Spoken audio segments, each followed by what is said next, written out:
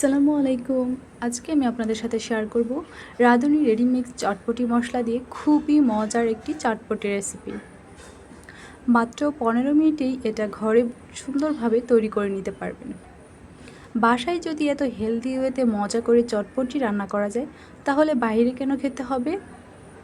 আর যদি বলি ঈদ স্পেশাল, তাহলে তো কোনো কথাই নেই। এটা একটি বেস্ট রেসিপি। চলুন রেসিপিটি শেয়ার করা যাক। এর জন্য প্রথমে এখানে নিয়েছি 1 কাপ পরিমাণ চটপটি ডাল। এখানে প্রায় 250 গ্রামের মতো আছে।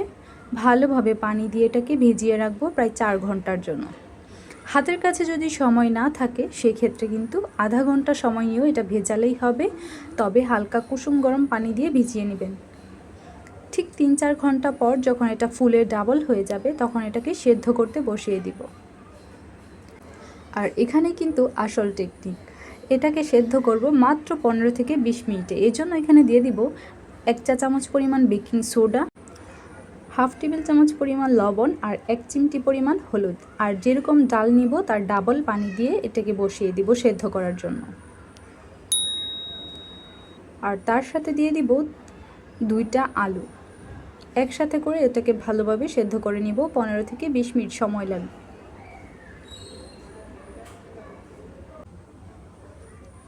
চটপটির ডালটা যত দ্রুত রান্না হয়ে যাবে, রেসিপিটাও কিন্তু খুব দ্রুতই করা যাবে।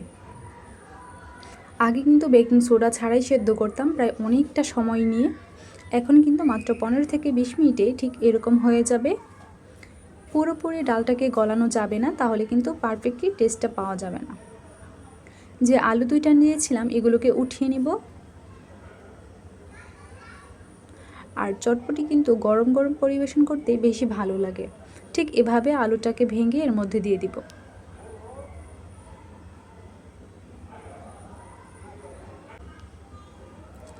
খুব ভালোভাবে মিক্স করে নিচ্ছি।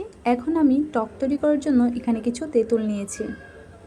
4-5টার মতো তেঁতুল হবে। এটাকে 10 মিনিট পানিতে ভিজিয়ে রেখে এখন কচলে রসটা বের করে নিব। আর তেঁতুলের রসটা বের করা হয়ে গেলে এর মধ্যে আমি এখন সব কিছু অ্যাড করে দিব। চিনি দিয়েছিলাম প্রথমে, এখানে 2 চা চামচের মতো। ভিডিও ক্লিপটা আসেনি, এই জন্য কিন্তু সরি বলে নিচ্ছি।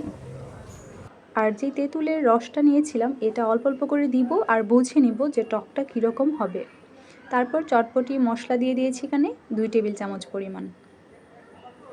আপনারা কম বেশি করে দিতে পারেন। এখানে একটা ডিম সেদ্ধ দিয়ে দিলাম।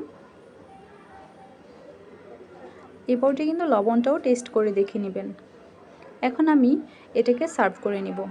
আর এভাবে কিন্তু চাইলে ঠান্ডা করে আপনারা ফ্রোজেন করেও রাখতে পারবেন। ডিপ ফ্রিজে রেখে দিলে পরে নামিয়ে গরম করে খেলেই হয়।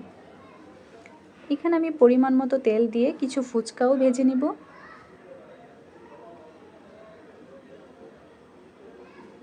চটপটির সাথে কিন্তু ফুচকার কম্বিনেশন বেশ ভালোই লাগে। এখন কিন্তু এরকম রেডিমেড ফুচকা যে কোনো সুপার শপ বা বাজারে পাওয়া যায়, খুবই ইজি। হাতের কাছে ফুচকা না থাকলে না দিলেও চলবে। এখন আমি চটপটিটাকে রেডি করার জন্য এখানে নিয়েছি 2টা ডিম সেদ্ধ, কিছু কাঁচামরিচ কুচি, তারপর হচ্ছে পেঁয়াজ কুচি, ধনেপাতা, শসা কুচি, লেবু আর একটু চিলি ফ্লেক্স নিয়েছি। এখানে পরিমাণ মতো শসা, পেঁয়াজ কুচি, ধনেপাতা কুচি দিয়ে কাঁচামরিচ কুচি দিয়ে দিব। একটু লেবুর রস দিয়ে দিব।